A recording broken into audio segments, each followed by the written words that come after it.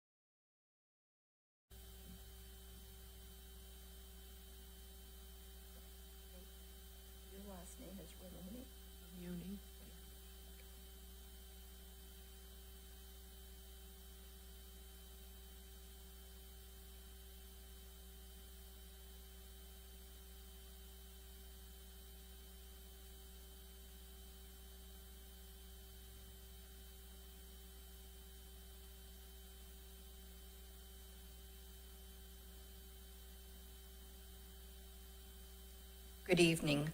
Welcome to the 2023 Candidates Forum, sponsored by the Wallingford Community Women in conjunction with Wallingford Government Media. I'm Jean McFarland, the program moderator. This segment features 6 of the 14 candidates running for town council. The format will be as follows.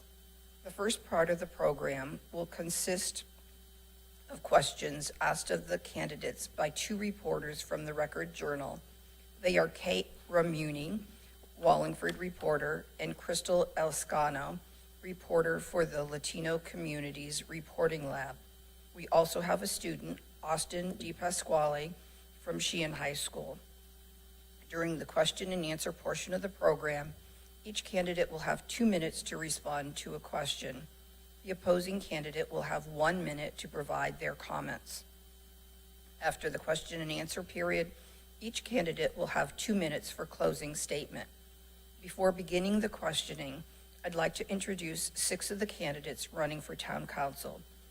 They are Autumn Allison, Republican; Sam Carmody, Democrat; Craig Fishbein, Republican; Bruce Conroy, Democrat; Tom Laffin, Republican; and Christy Dorr, Democrat. Kate Ramuni, will you please ask the first question of Autumn Allison? Do you support the high school consolidation proposal? And in light of the wide-ranging impact of the decision, should it be put to a referendum? Thank you for your question, and thank you, all 3 of you, for being here tonight. I appreciate it. So I do support one high school, not necessarily in the location that they're proposing for it to be in. I do think that the proposal is based on Lyman Hall has a lot of concerns regarding traffic and wetland issues. I don't know that I have a better solution for one high school. So if we don't have a better solution, I don't know that I could support it where they're proposing it. So I do want to make it clear, though, that my support of one high school is open to change, as are most of my opinions. As I get more information, time will tell, and as we are continuing to develop a strategic plan for the Graduate of 2037, a committee that I'm participating on, I do think that we will be doing a more broad evaluation of the facilities to understand if this plan, or the plan for a plan to remodel both high schools would be a better suit for the town. Sam Carmody. Thank you. Thank you. I'm not against the concept of one high school, but I think there's a lot of work that needs to be done working with parents and teachers and students to get this right. And I think the plan that has been presented thus far is not right, and I would not support it as it stands. And to answer your question about a referendum, I think that would be great to have every person in the community, every voter, voice their opinion at the ballot box. But unfortunately, that's not part of the way our charter works. But I do think, regardless, we will end up having a referendum and allowing each voter to have their say. Thank you. Austin DePasquale, would you please ask the next question of Sam Carmody? Recently, there has been a lot of commotion based on the proposal of 2 public high schools in town unifying as one, including a student-led march last school year. How do you feel about Sheehan and Lyman Hall combining into one high school? Well, again, I'm not against the concept, but I think the way that this process has unfolded with the Board of Ed not really being open to public comment and hearing what everyone's concerns are, I'm against where it stands now.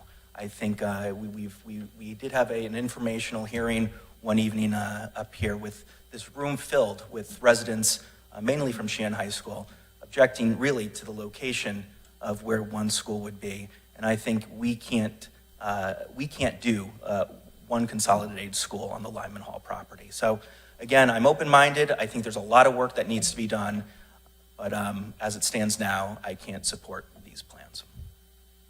Autumn, do you have the response further? Sure. I did just want to also address the referendum because I missed it. And since I've already kind of answered this question, I will answer your question or rebut first. I did participate in several Board of Ed workshops where there were pleas going out to the community regarding their opinions on 1 versus 2 high schools. I'm not sure because and this of course is my very small universe up here as a counselor. I have information sometimes I think that other people may not pay attention to. So when I'm invited to something, it's more important to me in a lot of ways that I go to those workshops. And then to answer the referendum question, I do agree with Sam that it would be very nice to have the whole town weigh in on it because ultimately it's going to be the taxpayer that pays. Crystal Eliscano, would you please ask the next question of Craig Fishbein? What should be done to maintain the electric division? Would you support higher wages for electric division employees in light of competition in the industry? That's a great question. It's something that I've brought up on numerous occasions. I think that our electric division should be incentivizing those employment opportunities. I'll tell you, it is difficult in Connecticut because we don't have interstate licensing. So somebody who's licensed to work in the electric division to do a particular job and they're licensed in New York, that license is not transportable to Connecticut. That's something that I've been trying to get done on a state level, but locally, you know, we certainly can have employment incentives. You know, regular business does that all the time, and certainly there are problems with attracting individuals to work at the electric division because of the competition. So, I mean, through wages, through retirement benefits, all of those things, because the simple fact of the matter is that Eversource and UI do pay more than we do. And, you know, certainly we have the lowest electric rates, certainly in Connecticut and possibly in New England, and that may be negatively impacted by that. But our whole infrastructure is really based upon electricity. You know, think about if you didn't have electricity, all the things you couldn't do. So we have to do what we can to prop up, to foster, to replace those jobs that have been unfilled and going forward to incentivize individuals to take those jobs. So thank you. Bruce Conroy. Yeah, absolutely. Craig's right. We need to incentivize people. And we also need to think a little bit differently than we normally do. We lost good journeyman electricians, linemen to Eversource and other companies, and we need to draw them back in. We also need to train them. So partnering with one of the building trades, the United Brotherhood of Electrical Workers and Linesmen, would probably be a wise idea, because we can make a program, a shop program, the same as carpenters do, to have a more steady work than we would normally have out in the construction field, because a linesman here would work all year. So a shop contract would allow us to get a little less of a rate and train and retain good people. And, you know, pair that with a good affordable housing program that targets building trades and other people, we have a winning scenario. We just need to think a little bit differently than we have. Kate Mooney, excuse me, would you ask the next question of Bruce Conroy? Do you support plans to renovate the community pool? And if so, how do you picture that project unfolding? And if not, what would you like to see happen to the property? I absolutely support a community pool recreation area, which would have a smaller pool. We already have a design, and it was a good one. So let's just get off our hands and approve it, so we can expand that. When I grew up here, we would go to a community pool to go swimming. We would go out to the park. My father would cook. We'd go swimming. I learned to swim there. I got many good friends there. Letting it die was a tragedy. So we need to invest in it, the same as we keep saying, let's invest in our community. That's investing in our community. So I want to see a beautiful recreation area put back there. Craig Fishbein, sorry. I do support the pool and the revitalization of that area. We own it. We got to do something with it. If you're not going to do something with it, then sell it. That's the simple fact of the matter. We've had a plan. Unfortunately, one of the votes up here that I most regret is I followed the administration at the beginning of the pandemic, and I did not vote to overturn the veto of that plan because I trusted that we would come out of the pandemic and that we would have a community pool. I was wrong. If I knew then what I knew now, I would have voted differently. We have to do something, and I have been in support of getting something done with that property ever since I learned that the facts. So, thank you. Austin D. Pasquale, would you please ask the next question of Tom Laffin? We here represent the future of this town. What is the biggest issue that you have noticed facing our generation of Wallingford residents, and how would you propose to fix it? The biggest issue that your generation, so I have two kids, both in high school. The biggest issue by far that you guys face is the change in dynamic in how people communicate with each other. We can no longer simply start disagreeing and work to a compromise, but instead it becomes this, you vilify the enemy. You attack them. And if they don't agree with you out of the gate, then that's it. They're never your friend. Look what's going on in Washington, D.C. right now. The Republican Party, of which I'm a Republican, cannot get themselves together because of 8 to 10 people that bring them over the line. That's it.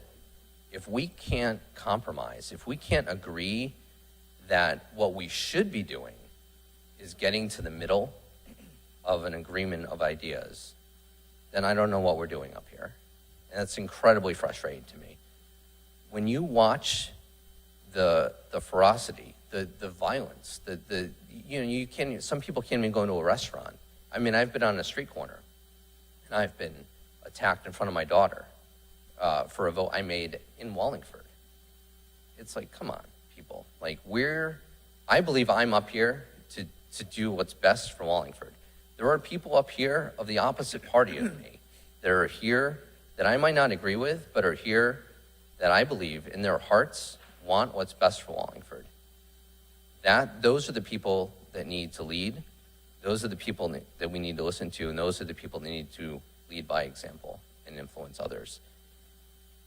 We can no longer sustain. It is unsustainable to keep this country going as it is, and it has seeped all the way down to Wallingford.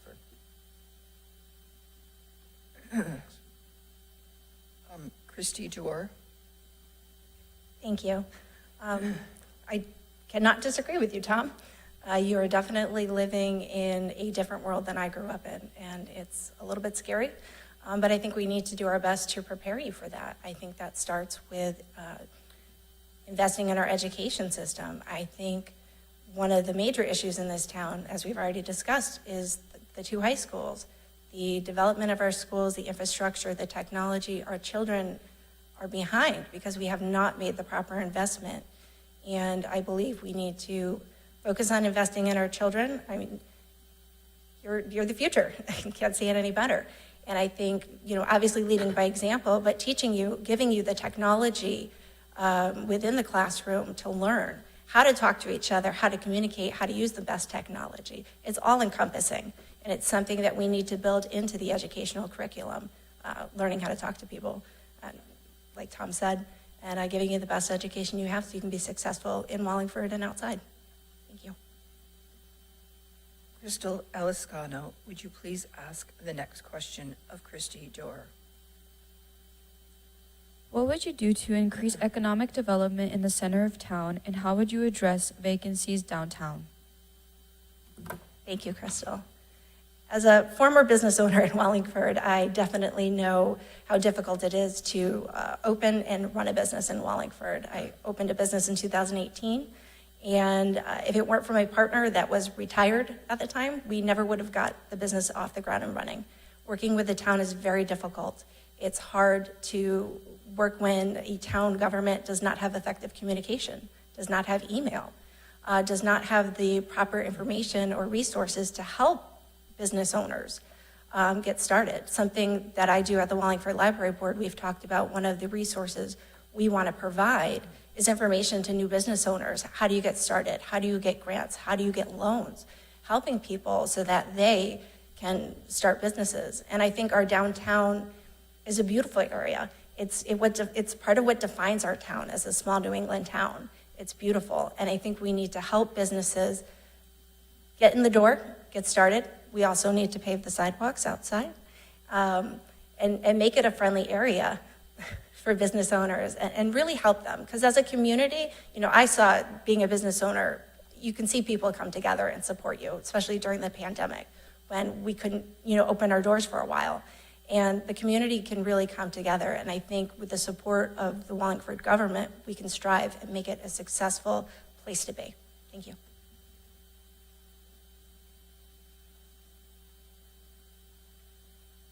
Tom Laffin, could you please? Yeah, no, it sucks out there. The economy is pretty bad. A lot of people are struggling in all towns. Wallingford is doing fairly well, especially when you look at our downtown versus St. Meriden's downtown. It's interesting to hear, as Ms.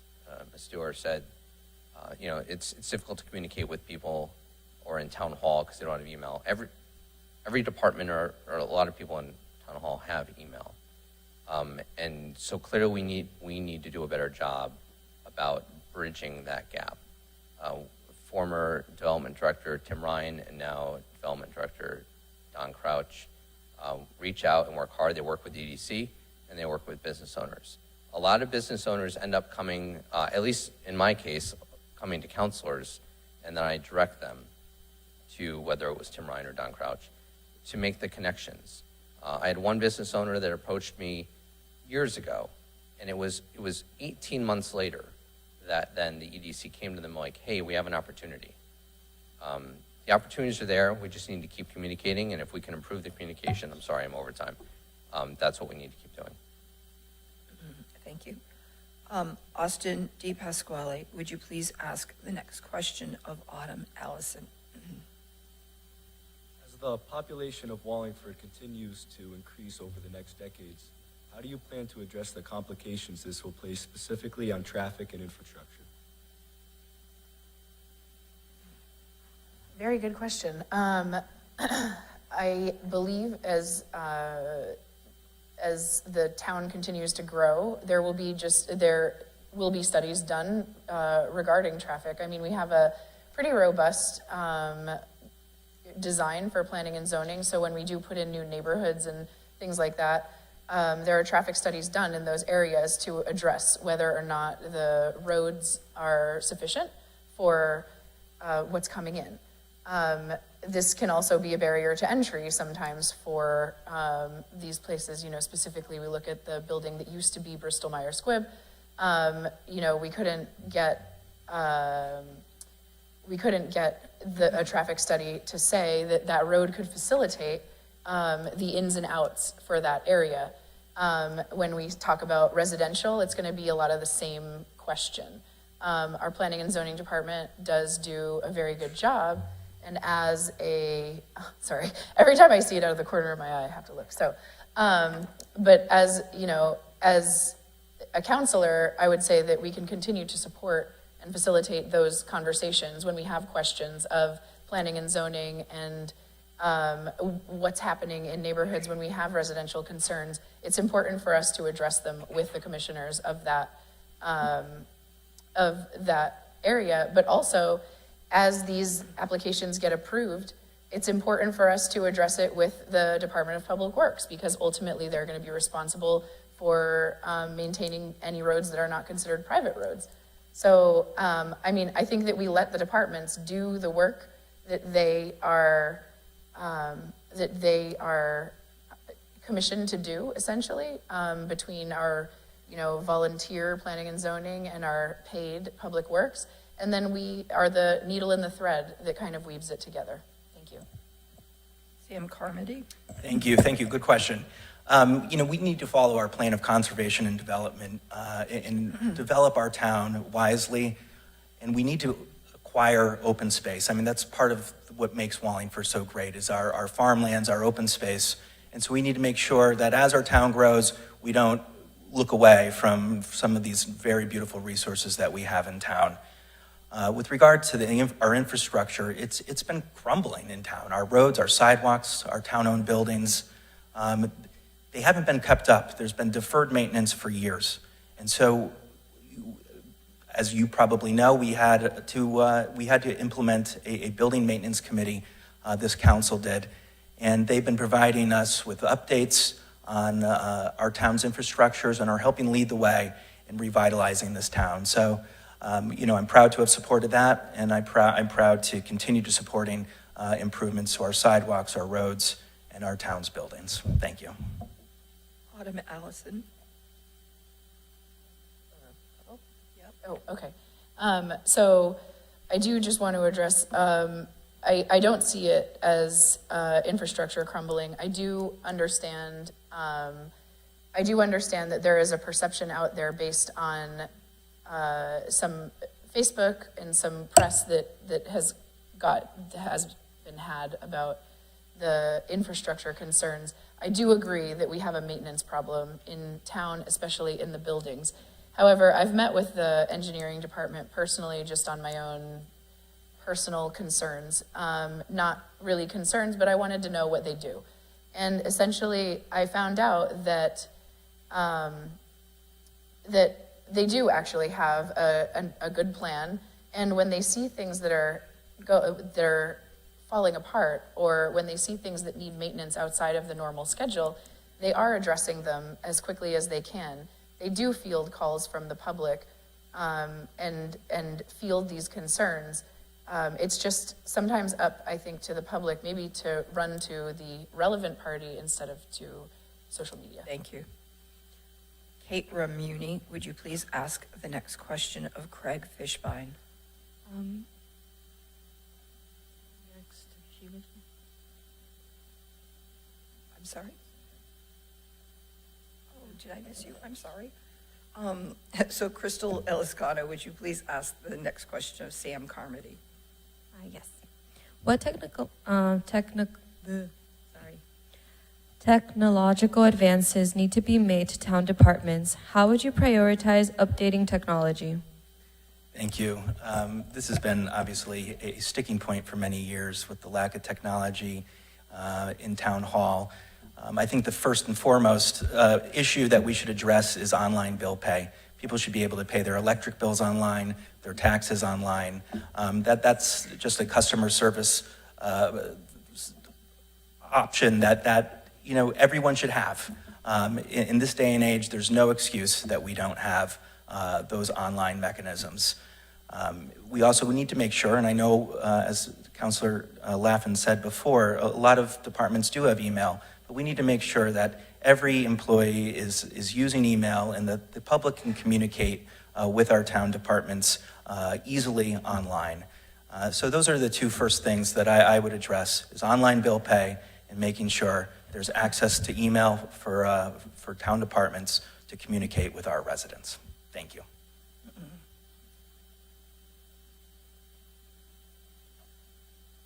you have a comment? Because I messed up, so I will admit. Sorry, guys, I made a mistake.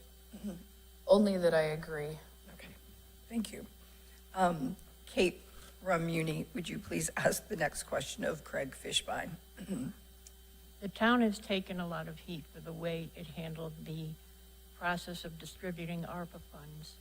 How would you assess that process, and how would you like to see the remaining funds go toward municipal projects? Which projects would you like to see prioritized? Wow. So I think, you know, the ARPA process started in a manner that I thought to be acceptable. The council decided that they would create a review committee. Every councilor was given an appointee. The mayor was given an appointee. You know, I like to be involved, so I self-appointed myself to the review committee. The committee was getting along great, reviewing all the applications, and then problems happened. And certain members of the council decided to change what the review committee did, and that really put a bad taste in a lot of people's mouths. You know, trust is important. Trust in the appointees is important. And the process devolved from there. A lot of grants have been given. You know, I really look forward to 2024, the end thereof, when the law department is going to have to make sure that the money was actually used for what it was represented to be used for, because as a committee member, you know, I brought up there were quite a few applications that were unclear, that the business or entity hadn't engaged in that activity before, so how could they engage in it now? So, you know, that is yet to happen, but I'm disappointed by that process. To answer the last part of your question, municipal projects discussed by the town council, I think, should be the majority of the focus, as many towns have done, to lower the tax rate in their towns. Municipal projects, instead of giving out checks just because the money is there. So, in 2 minutes, I thank you. Bruce Conroy. So the ARPA Commission, so I believe that when you hired a consultant to go through the process and look at everybody. Nobody's perfect. I know they made mistakes. And it's the council's responsibility, was their responsibility to award the money or decide how it was going to be awarded. And they made a commission, which I thought was an incredibly good idea. And when they, as a majority of them, decided that the commission was not doing the job, the council, and I'm going to give them credit, did what they thought was best, took the responsibility on themselves to make it work how they thought it should work. That was their responsibility, it's their authority. And I think that made the process turn out better. That's how it works. When you sit up here, these people who sit up here see something wrong, they should take action, even if they were the ones who made the mistake.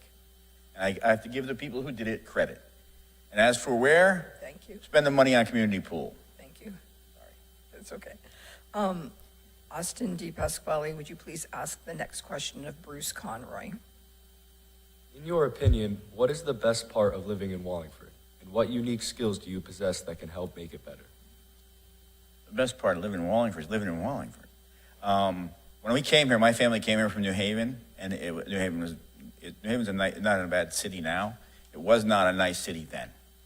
We came here because the education system was right at the top. It was safe. The community was safe. It was a good place to raise your kids. And, you know, it was a beautiful town, well kept up.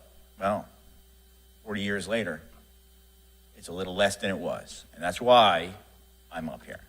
The reason, what makes me qualified is for the last 30 years or so, I started off as an apprentice carpenter, worked my way up. I became a foreman, a lead carpenter, a project manager, a project superintendent. I managed jobs from millions of dollars, hundreds of millions, some of them. My skills set is to come in, make sure the job runs right, or come into a bad job and fix it. And I believe that is exactly what this council needs. It needs someone to come up and fix it and show them what's wrong. Because there's plenty in this town that can be fixed. And it just takes the council to stand together, like Tom said, and make that decision. Thank you. Craig Fishbein. One of the great things about Wallingford is actually its history. You know, if you cross the street over here, you'll see the monument on the corner. George Washington was there years ago. I mean, how amazing is that? The other thing is, you know, we have our own electric company, our own water company, great open space, and an airport. I mean, some days I want to secede from the state of Connecticut. We can get food in through an airport. We also plan correctly. You know, most of our development is along Route 5. And then if you think about it, most of the residential is off of that, right? But other towns, many times it's scattered, you know, so you concentrate your commercial development along Route 5, and then you have relatively quiet residential areas with lots of open space that we can go hiking in. I mean, what's better than that? I challenge any town to do better than Wallingford has with regard to all of those components. And it was a great question. Thank you. Crystal Eliscano, would you please ask the next question of Tom Laffin? Do you agree with plans to move the adult education program out of the old train station? If so, what would you like to see happen with the station? Thank you. Great question. And thank you to everybody that put on the event tonight, from the TV crew to the Wallingford Green Women. Yes, I think adult ed should move out of that building, and we should use that for some sort of commercial or business use. It's the only building in town, and I have voted against the town serving in a landlord position in multiple other opportunities we've had over my 12 years or whatever on the town council.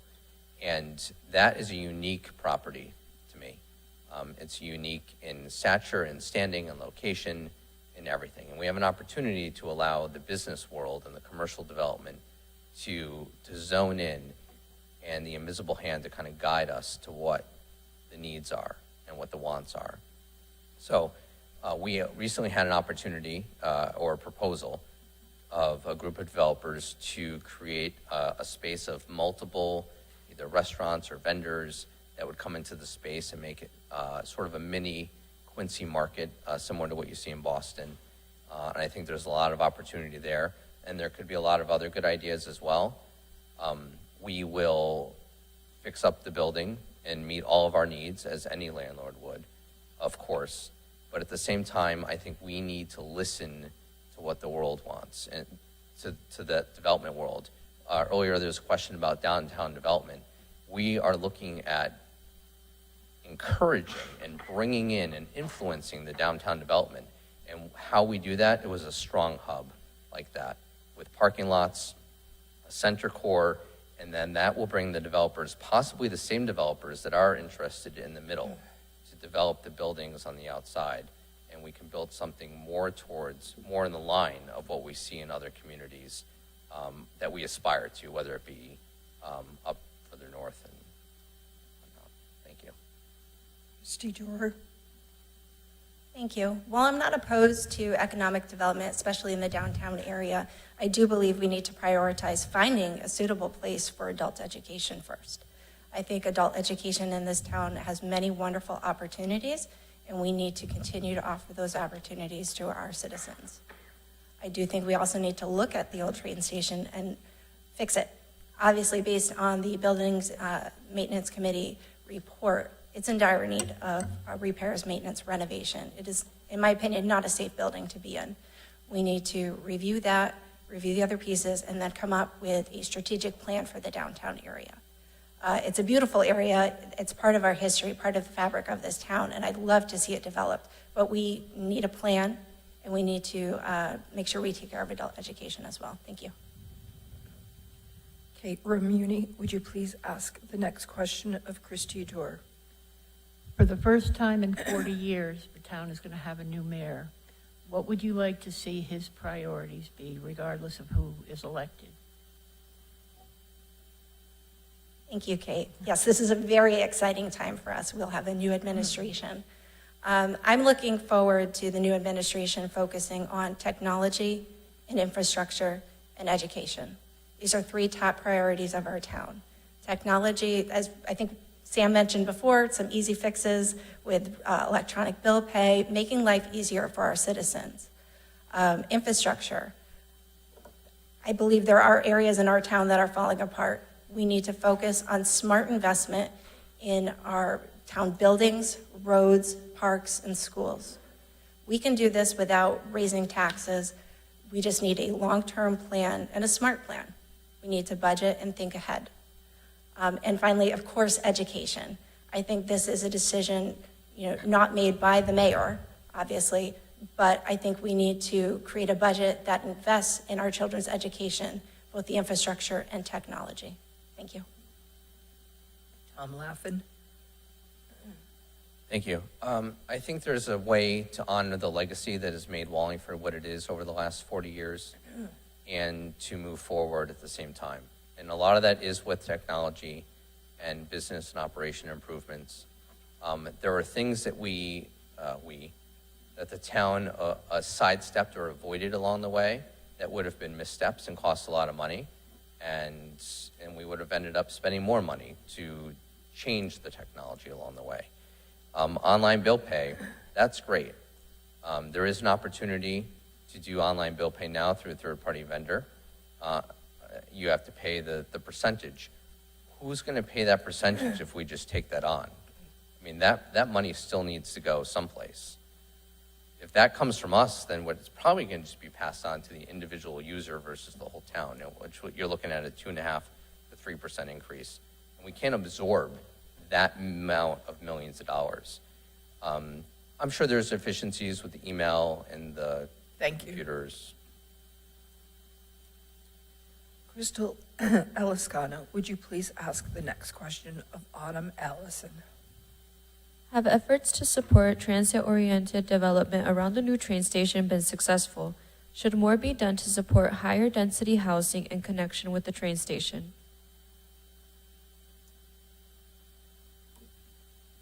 So I definitely think that I haven't actually heard of any rumblings around transit density in my term. So I can just speak on the topic broadly.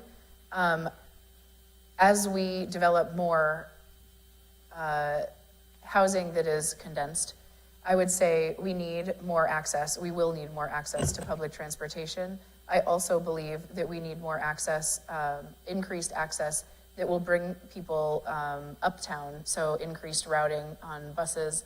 And also, it would be nice, as somebody who will be commuting to Boston soon, it would be nice if we had a train schedule that gave us a little bit more frequent access to the major metropolis areas that service Connecticut.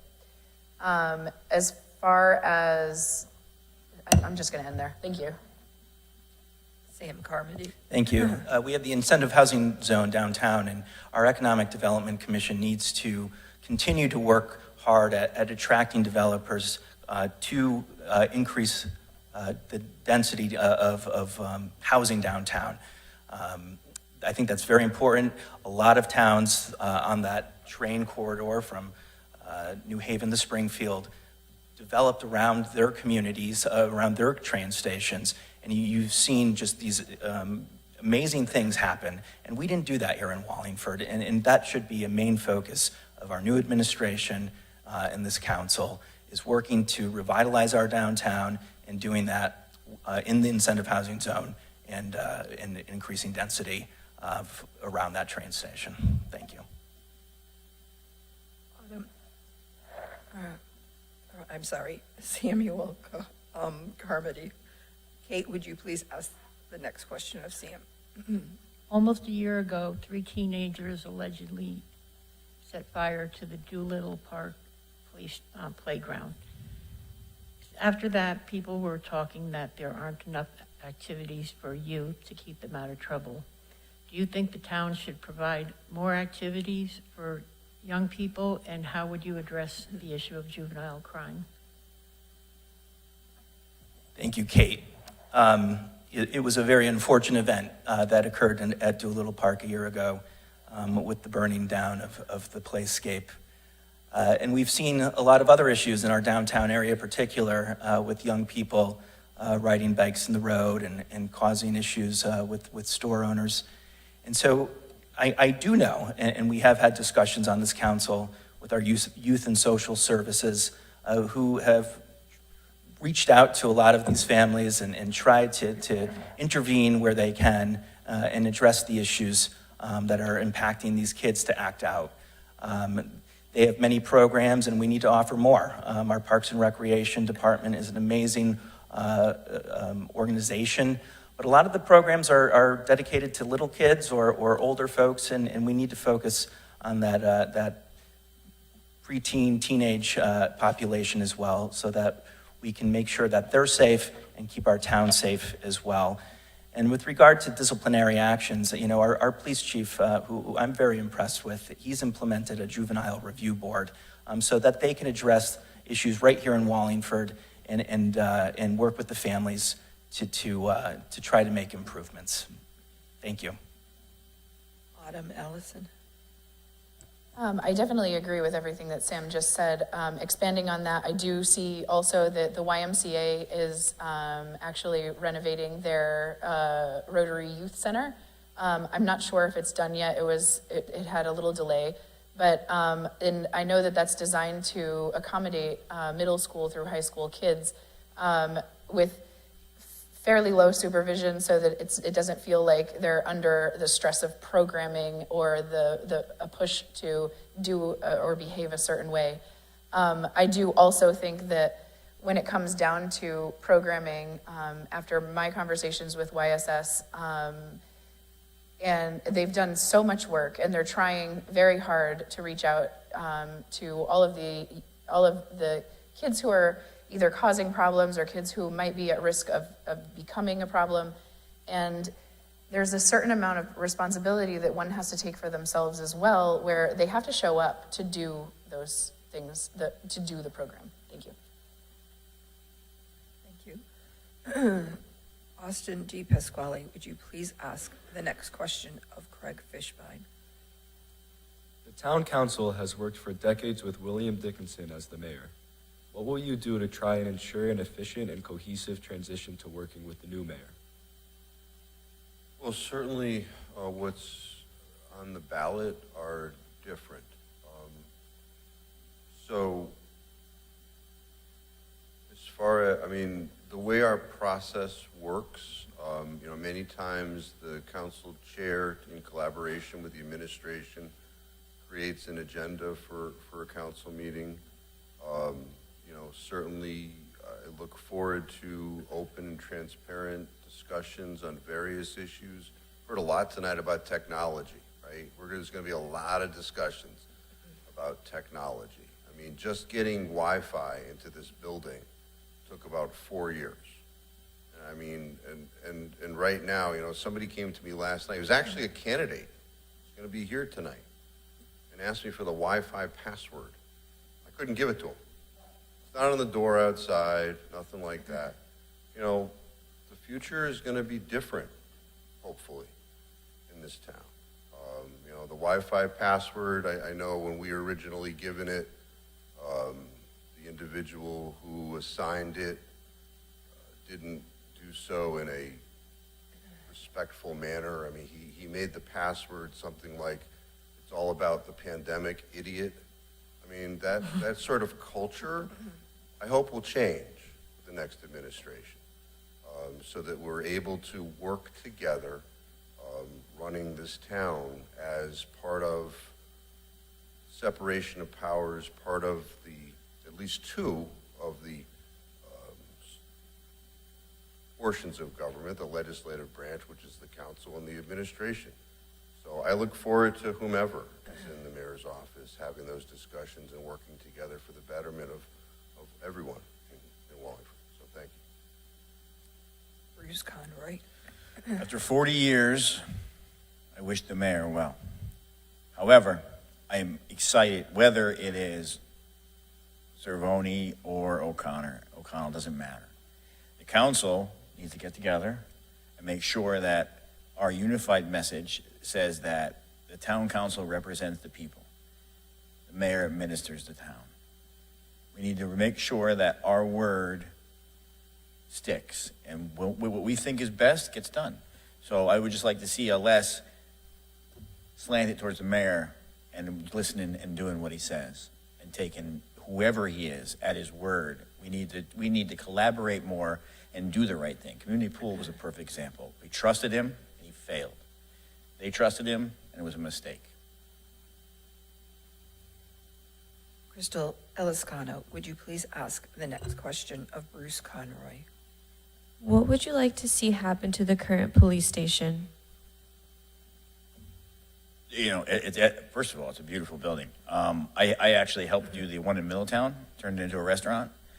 It could be maybe Board of Ed, adult education. It's going to take a lot of work because, you know, it's set up for a police station right now. That's a tough one. What would I like to see? I would like to see, I think our Board of Education, it's a good sized building. Board of Education would be a good one. I don't want to see it sold. If it is sold, I want to make sure that it's going to be something good, something that lasts. But it's going to take a lot of renovation and a lot of money. So we need to think very carefully about what we do. But it is a prime spot if we're moving adult ed for it to go there. Because adult ed needs to stay near the center of town somewhere. It can't be moved over to a rec center somewhere. It can't be put almost in Meriden. It needs to stay in the center of town because that's where everybody is. Thank you. Crystal Eliscano. Oh, I'm sorry. Yes, correct. Fishbein, would you please respond? Thank you. So I don't necessarily agree that adult ed should go there. I think it's a little large for adult ed.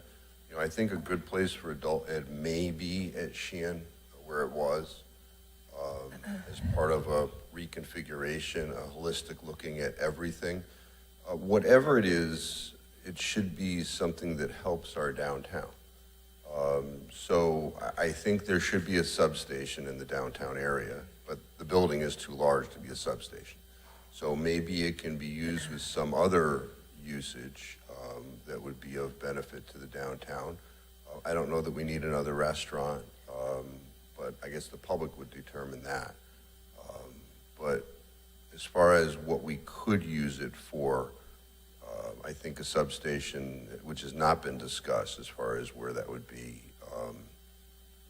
is something that we should be looking at, and then perhaps renting out the remainder of it. Otherwise, you sell it. So, thank you.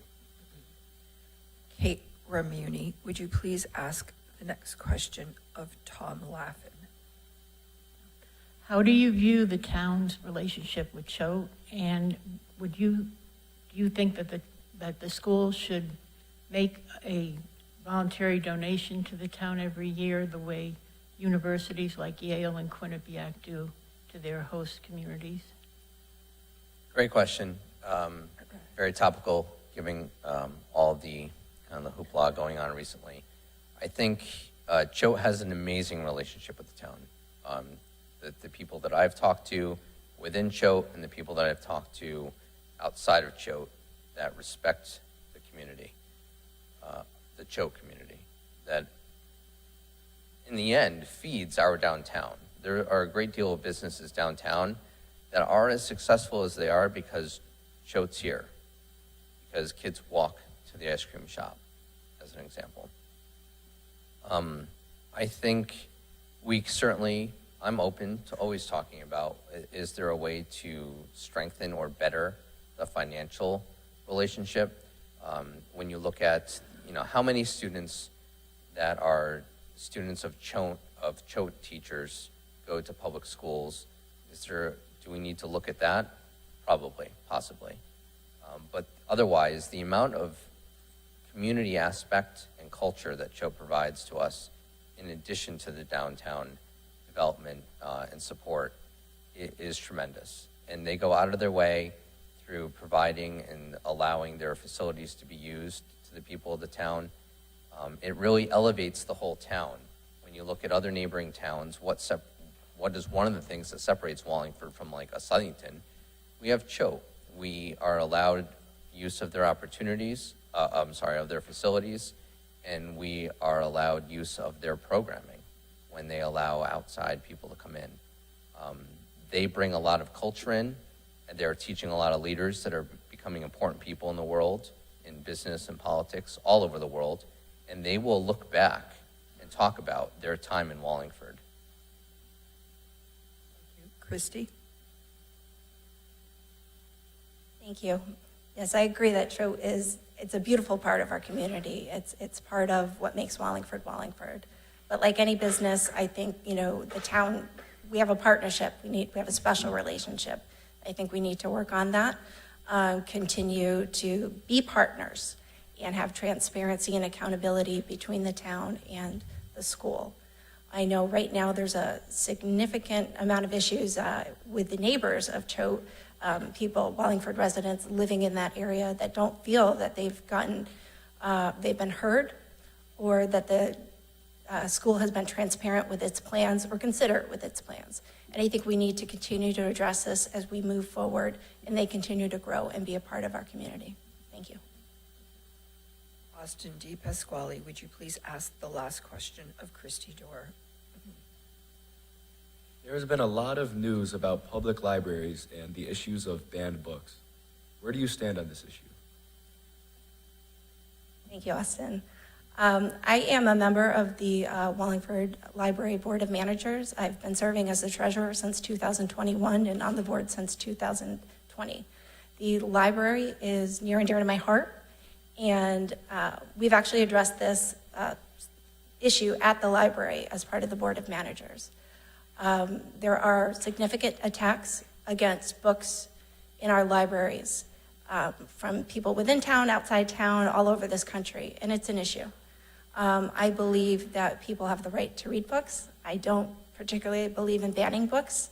I do have a son who's 9 years old, and I am very aware of what he's reading. But I also believe that, books open the world to everyone.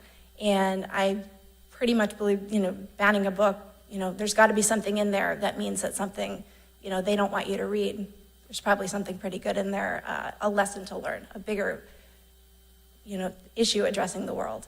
And I think banning books is censorship. And as part of the library board, I'm very proud that we are taking steps to address concerns, but working hard to make sure that people aren't banning books, specifically in this climate, political climate, just for political gain. Excuse me. Thank you.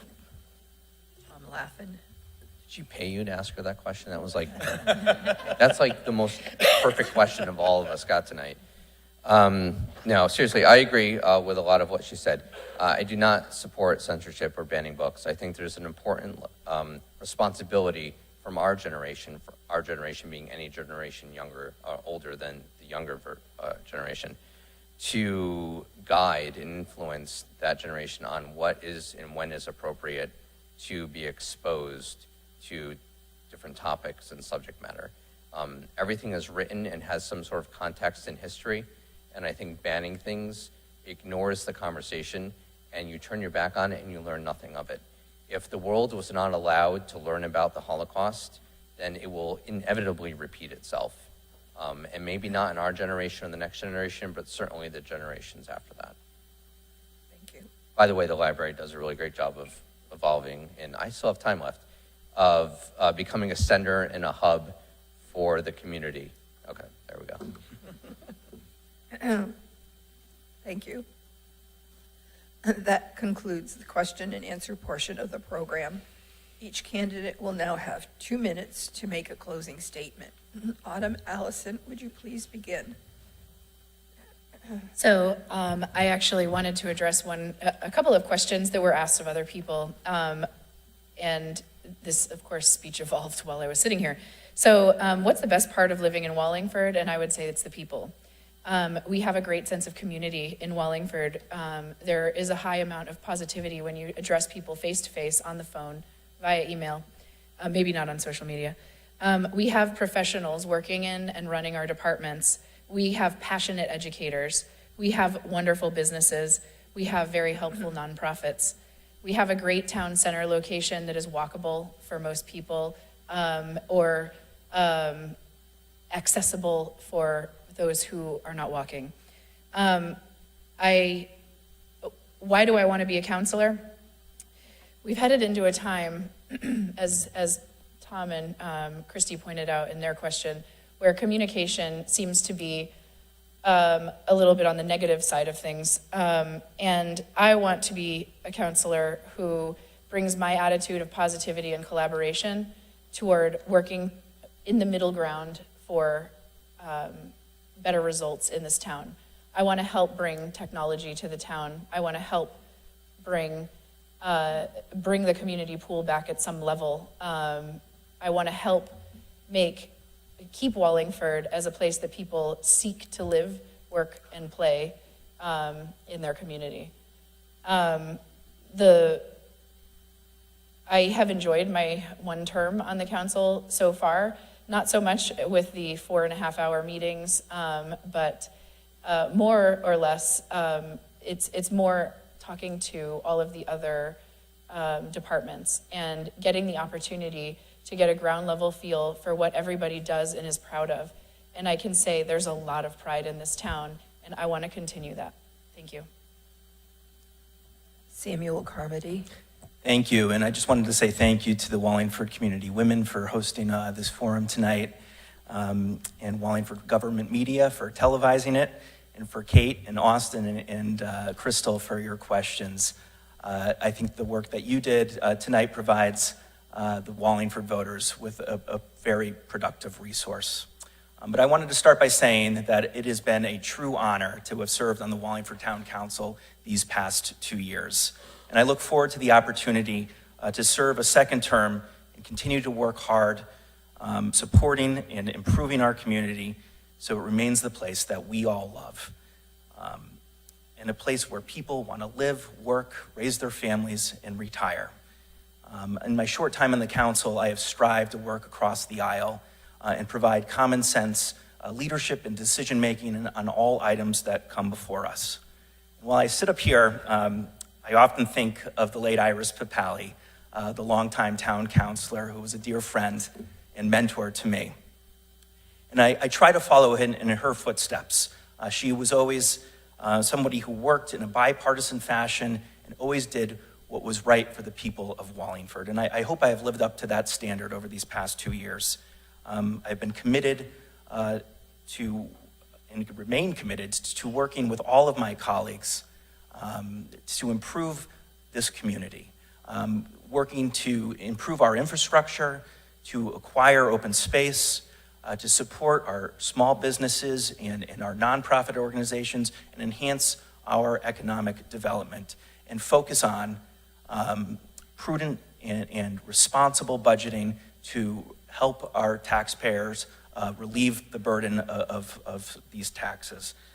So it has been a true honor, and I hope that I can continue to serve another 2 years and work for you as a Thank you. counselor. Thank you.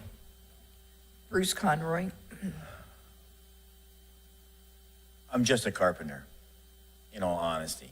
I put myself out there a lot. I volunteer for a lot of things. I'm on the board of Wallingford Center, Inc. I'm on the Zoning Board of Appeals.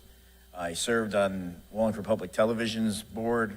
I could take up 3 minutes with the things I did. But what I want to do the most is see this council make this town what my parents moved here for again. It's still a great town. I just want it to be as great as it was. Better infrastructure, fix the buildings, stop the leaking roofs, fix our train station, turn it into something great. Our downtown's coming along great. Wallingford Center Inc. is doing a great job. They need more support. In the end of the day, I want to help run this town the same way I run my jobs, to make sure that they stay on target and on budget. So if that means we have to audit every single department, that's what we should do. We want to make sure everything runs efficiently, that's what we need to do. But we need to make the administration see that, whoever sits in that seat, that we are looking to the future and we are watching every move. It's our responsibility. And I look forward, if elected, to sit with every single person who wins and whoever becomes mayor, regardless of party. Because for me, running my jobs is very simple. I have to deal with everyone. And we don't look at parties, we look at people. And that's what we need to do. Craig Fishbein. In 2012, Superstorm Sandy hit Connecticut. And as a result of that, 650,000 people didn't have electricity. In their towns, restaurants were closed, food stores were closed, gas stations, so people couldn't get water. Fundamentals. Wallingford, though, had electricity.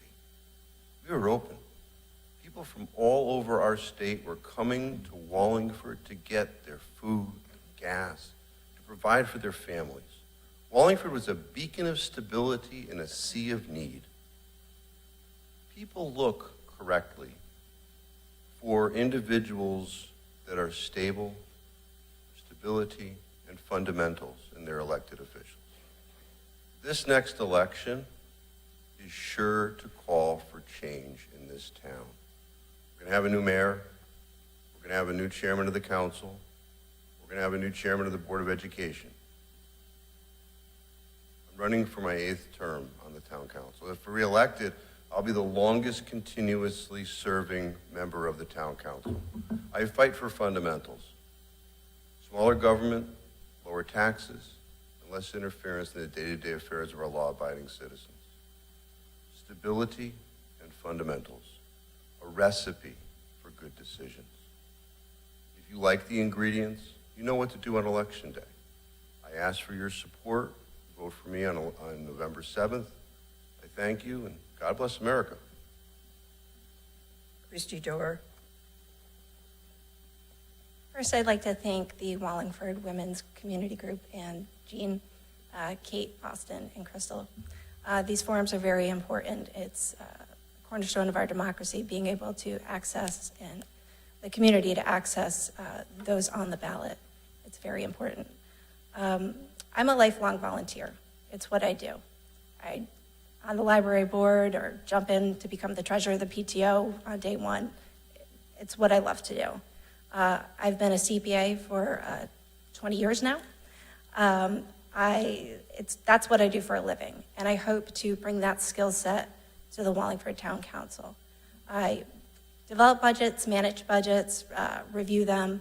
I'm involved in strategic planning. Throughout my career, the basics that I believe in: accountability, transparency, and independence. I think those are things that we need in government officials. It seems to be lacking in the government we have, and hopefully I can bring that to local government here. I do love this town. Autumn stole my answer, because the community, the people of this town are what makes Wallingford great, and I'm looking forward to serving the people of this town. Thank you. Tom Laffin. Nobody wants to move out of Wallingford. Is all that you hear and all the drama and the heartache and the fighting. Nobody wants to move out of Wallingford. People are trying to get into Wallingford. I talked to Wesley Crumble today, who was a real estate agent you all see on social media. There are 25 opportunities to purchase homes in Wallingford right now. That's a mix of condos and houses. It should be 50 to 80 to represent a balanced real estate market. There are only 25 opportunities. Nobody wants to leave. Everybody wants to come in. And a lot of people that are selling are trying to move someplace else in Wallingford. Or they're going down south where it's way cheaper, and that's Connecticut State's fault, not ours. But everybody here is fighting to make our community a better place. We have responsible taxes. We want to pay our electric department employees more, that's going to cost us more money in our rates. And not just the electric department, but police department, fire department. Most of them are our neighbors. We're keeping that money in town. So we have to be ready to pay responsible taxes. Education, test scores, people complain, are they going up, are they going down? Everybody loves it. Everybody feels emotionally satisfied. We're the largest small town in the state, and everybody up here is fighting for a spot, to fight for you, and to fight for our town. And I think that's a good thing. And I hope that you'll support me again on November 7th. Thanks. Thank you. This concludes part one of the 2023 Town Council Candidates Forum. On behalf of the Wallingford Community Women, I thank you for watching and remind you to vote on November 7th.